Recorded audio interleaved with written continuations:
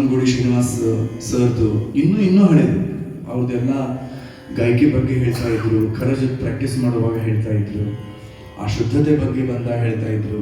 ಹೀಗಾಗಿ ನಾನು ಹೇಳಿದಾಗೆ ಆರ್.ಕೆ. ಪದ್ಮನಾಭ ಸರ್ ಎದುರಿಗೆ ಬಂದು ಕೂತ್ರಂದ್ರೆ ಸರಸ್ವತಿ ಸಾಕ್ಷಾತ್ ಇದ್ದಂಗೆ, ಸರಸ್ವತಿ ಮುಂದೆ ನಾವು ಒಪ್ಪಿಸ್ದಂಗೆ ಅಂತ ಹೇಳಿ.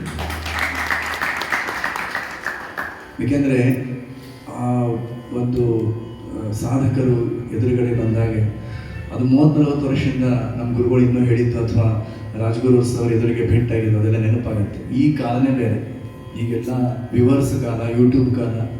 ಕೆಲವೊಂದು ಭಾಳ ಬೇಜಾರಾಗುತ್ತೆ, ಏನಪ್ಪ ವ್ಯೂವರ್ಸ್ದೇ ಮೇನ್ ಏನೋ ಅಂತ ಅನಿಸ್ಬೇಕು. ಈಗಿಂದು ಒಂದು ಜಮಾನನೇ ಬೇರೆ, ಭಾಳ ಕಷ್ಟ. ಒಂದೇ ಒಂದು ತಿಂಗಳಲ್ಲಿ ನಾವು ಹೆಸರು ಮಾಡಬೇಕು, ದುಡ್ಡು ಮಾಡಬೇಕು, ಆ ಥರ ಒಂದು ಕಾಲ.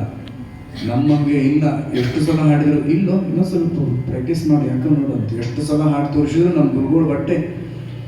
ಇದನ್ನು ಹೇಳೋದಂತಲ್ಲ, ಸರ್ ಮುಂದೆ ಯಾಕೆ ಹೇಳ್ತಾ ಇದ್ದೇನೆ ಅಂದರೆ, ಆ ಒಂದು ಹಳೆಯ ಕಾಲ ನಾವು ಸವಾಯಿಗಂಧದ ಫೆಸ್ಟಿವಲಿಗೆ ಫಸ್ಟ್ ಟೈಮ್ 95, ನನಗೆ ಇನ್ನೂ 23 ವರ್ಷ. ಅವಾಗೆಲ್ಲ ಹಾಡಿದ್ರು ನಾವು ಅವಾಗ ಖುಷಿ, ಅರೆ ಜೋನು ಹಾಡಿದೆ, ಎಲ್ಲ ಹೊಗಳಿದ್ರು, ಜನ ಹೊಗಳಿದ್ರು, ಪೇಪರ್ನಲ್ಲಿ ಫೋಟೋ ಬಂತು ಅಂತ ಹೇಳಿ. ನಮ್ಮ ಗುರುಗಳ ಮನೆಗೆ ಹೋಗಿ ಹೇಳಿದ್ರು, ಅವ್ರು ಏನೂ ಅಲ್ಲ, ಏನಪ್ಪ ಚಲೋ ಅದಂತಾರೆ. ಹೌದಾ ನಾನು ಪ್ರಾಕ್ಟೀಸ್ ಮಾಡಿ ಮತ್ತೆ ಇಷ್ಟೇ ಅವ್ರು ಹೇಳಿದ್ರು. ಈಗಿನ ಸ್ಟೂಡೆಂಟ್ಸ್ಗೆ ನಾವು ವರ್ಣನೆ ಮಾಡ್ಬೇಕು.